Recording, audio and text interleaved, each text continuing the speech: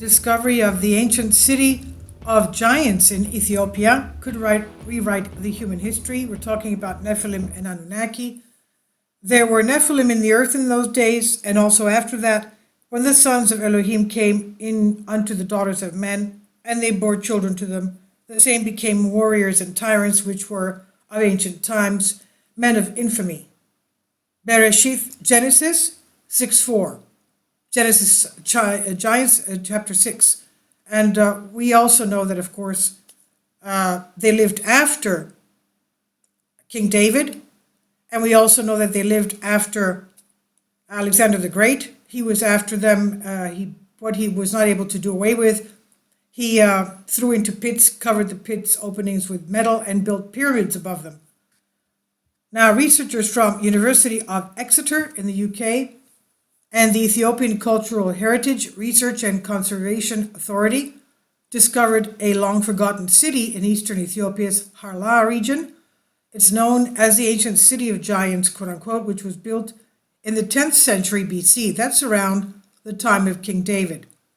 The discovery was made by an international team of archaeologists, including researchers from the University of Exeter and the Ethiopian Cultural Heritage Research and Conservation Authority. Gigantic cities built and inhabited by the giants are the subject of several stories and folklore. The traditions of several societies that were separated by great oceans all indicate that there were giants who lived on Earth, and numerous megalithic structures from different periods of history also suggest their existence. Structures from different periods of history.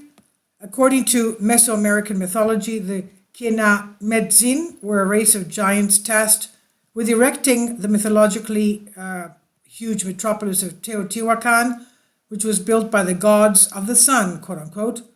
A variation on this theme can be found all over the world. Huge cities, monuments, mostly pyramids, and massive structures that were impossible for normal people to construct at the time they were built, thanks to advances in science. In this part of Ethiopia, that is exactly what happens. According to current residents, enormous buildings constructed of massive blocks encircled the site of Harla, giving rise to the popular belief that it was once home to the legendary city of giants. Locals have uncovered coins from various countries, as well as ancient ceramics. Over the course of the years, they say, also discovered were enormous building stones that could not be moved by people without the aid of modern machines. The fact that these structures were constructed by regular humans was thought to be impossible for a long time as a result of these factors. Several notable finds were made as a result of the excavation of the archaic town. The lost city in Harla. The specialists were taken aback when they discovered antiquities from faraway regions. In a surprising find, they found objects from India, Egypt, and even China were discovered by specialists here, proving the region's commercial capability. So obviously they had trade with the East, India, and even China. A mosque from the 12th century AD, similar to those discovered in Tanzania, as well as an independent territory of Somaliland, a region that is still not officially recognized as a country, were also discovered by the researchers.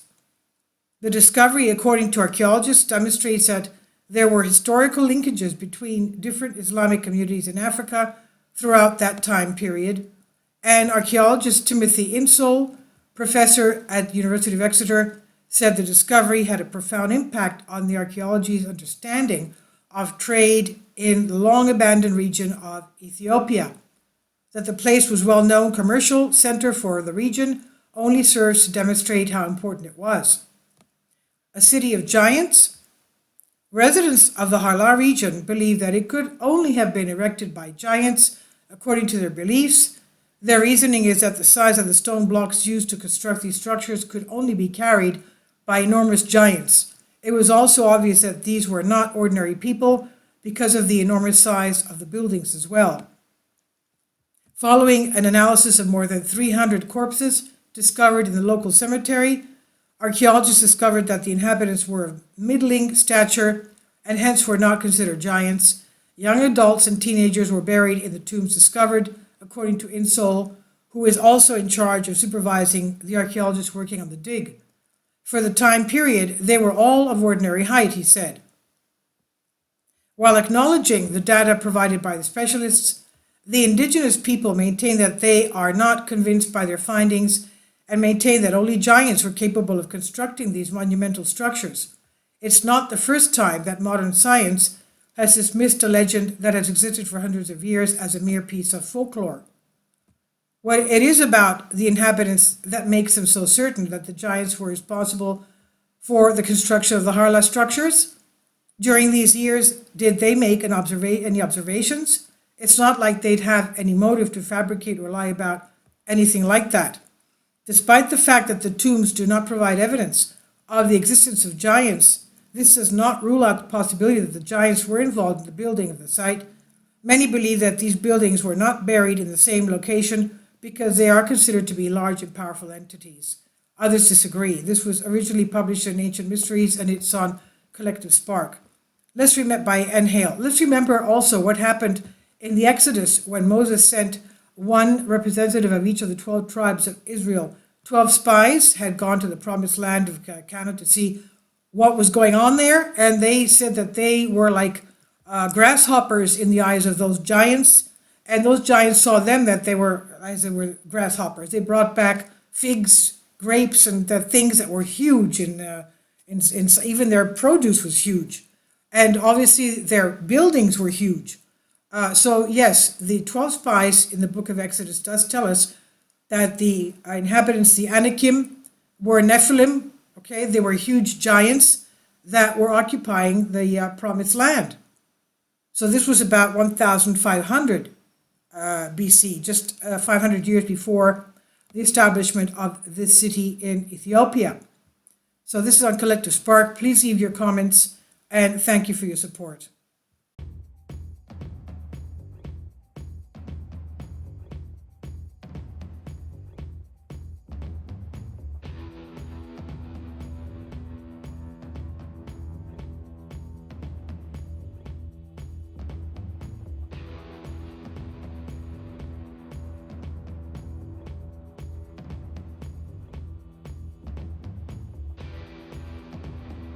Kindly support my Patreon account.